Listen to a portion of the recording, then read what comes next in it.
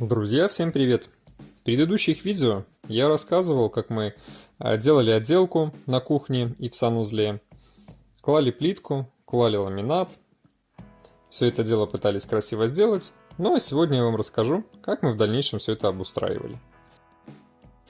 Итак, начали мы все дело с бойлера и с вентиляции.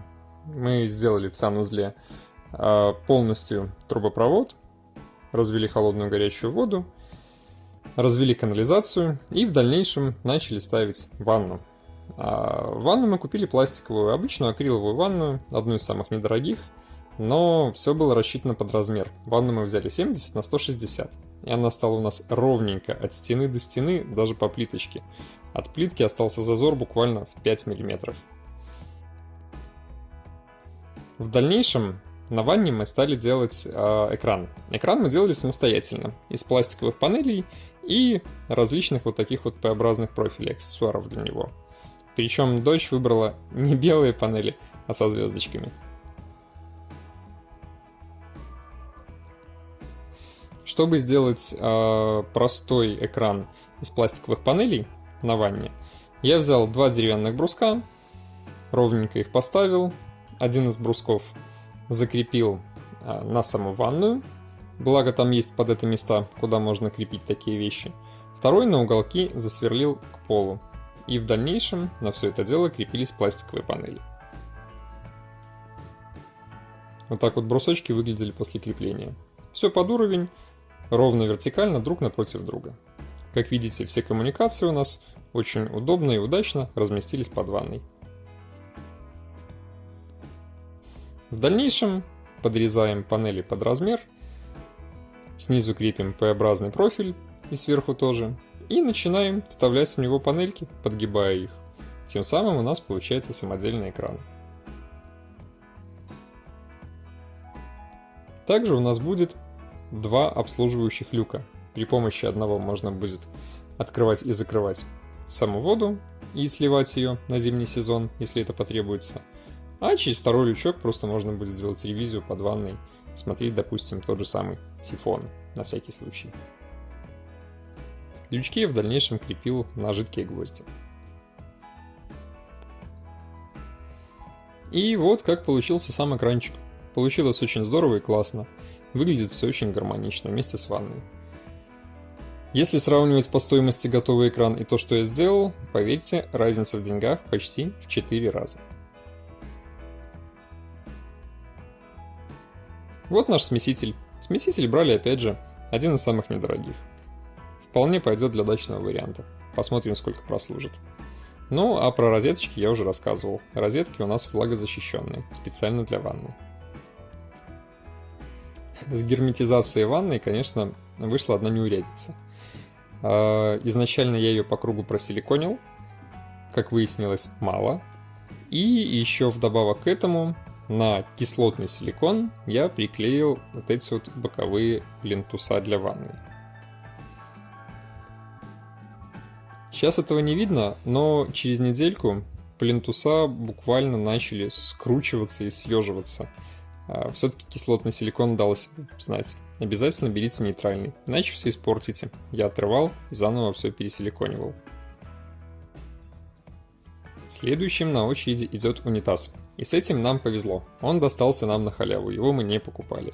Нам его отдали родители, которые предварительно его купили для себя, но им не совсем понравился дизайн. Поэтому он уехал к нам на дачу. Чтобы закрепить унитаз, был куплен комплект готовых креплений специально для этих целей. И в дальнейшем все это дело было красивенько закреплено непосредственно к полу через плитку.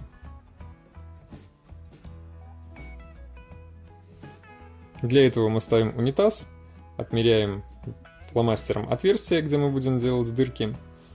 Берем перфоратор, аккуратно, не разбивая плитку, просверливаем два отверстия, вбиваем в них дюбеля, ставим на место унитаз и закручиваем имеющиеся в комплекте саморезы.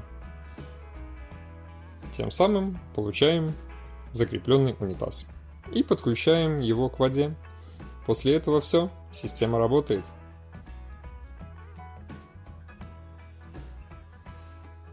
И как же, конечно, облегчает жизнь унитаз внутри дома. Столько лет мы ходили на улицу в обычный деревенский туалет, и вот она радость. Теперь у нас на даче будет хороший цивилизованный туалет. Следующим у нас на очередь идет раковина. Раковину мы покупали новую, и вместе с ней покупали вот такую вот подставочку, так называемый тюльпан. На него она будет опираться.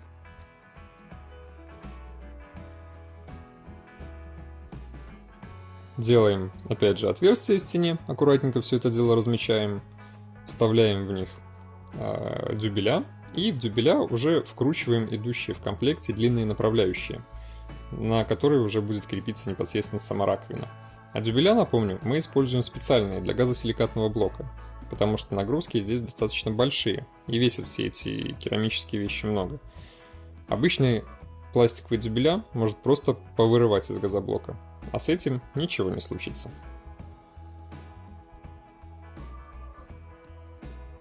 Таким вот образом мы крепим две направляющие, в дальнейшем собираем уже всю арматуру на самой раковине и вешаем ее на стену.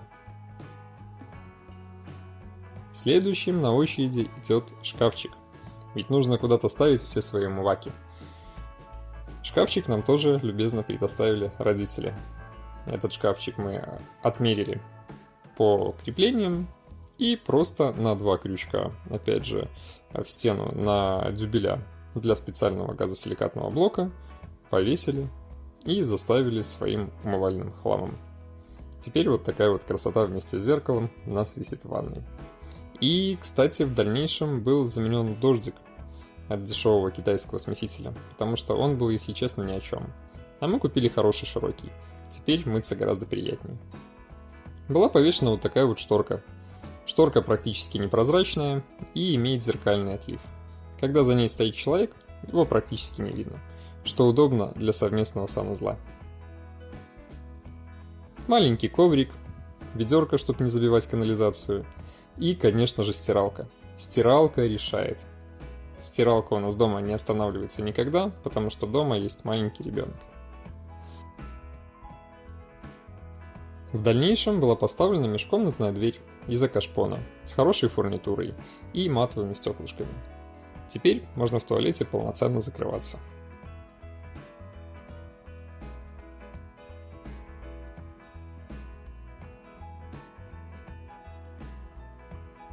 Вот такой вот получился санузел.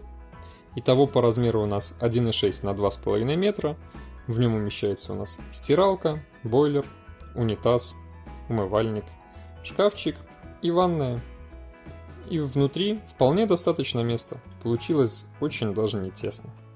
Полноценная ванная с туалетом. Как давно нам не хватало этого на даче. Только фактически ради этого и затевалась вся эта стройка. Теперь мы очень рады. Теперь можно полноценно прожить здесь все лето. А если в дальнейшем еще и сделать толковое отопление, либо газ, либо электро, то можно приезжать и оставаться даже на выходные зимой. И вот в дальнейшем, как преобразилась наша кухня. После укладки ламината мы вплотную занялись обустройством самой кухни. Причем, опять же, все было размечено таким образом, что при покупке модульной кухни, отдельных шкафчиков и холодильника у нас все становится ровненько по кухне по длине, по ширине и без зазоров. С одной стороны у нас столешница 60 см, с другой 140 см, куча шкафчиков для посуды. Был приобретен еще шкафчик на стену, на другой стене над микроволновкой в дальнейшем будут полки. Ну, конечно же, дело наживное. Еще куча всего. Еще подоконники. И так по мелочам. Но уже даже в этом состоянии очень комфортно и уютно все это дело пользоваться. Перешел, приготовил, покушал. Это уже не то, что было раньше.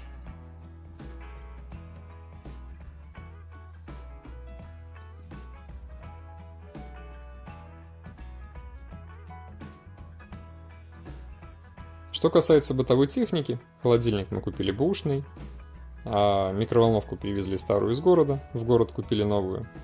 Чайник здесь был, приобрели еще электроплитку И с нами на лето переехала сюда наша кофемашина, о которой я рассказывал отдельно. Кофемашина, конечно, тема. Всем советую. Это вам не растворимый кофе пить. Это целый ритуал. А в этом углу в дальнейшем у нас будет либо шкаф-купе, либо будет висеть котел. Но мы еще думаем, что и как там обыграть. Это планы на будущее. На данный же момент у нас стоят вот такие вот 2-киловаттные электроконвектора, которые подключены к умным розеткам. Тем самым их можно включать и выключать со смартфона, даже когда мы сюда едем, если на улице прохладненько. Также эти умные розетки у нас подключены вместе с умным градусником. Отопление включается, когда температура падает ниже 21 градуса, и выключается, когда больше 22,5. Тем самым поддерживается комфортная температура. Ну и как же не похвастаться художеством своей дочери. Вот такую вот красоту она у нас рисует на уроках рисования.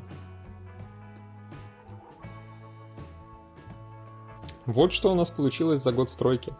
Ну, будем обживать все это дело. А кому понравилось, ставьте лайки, подписывайтесь на канал, заглядывайте в описание. Мы продолжаем. Всем пока!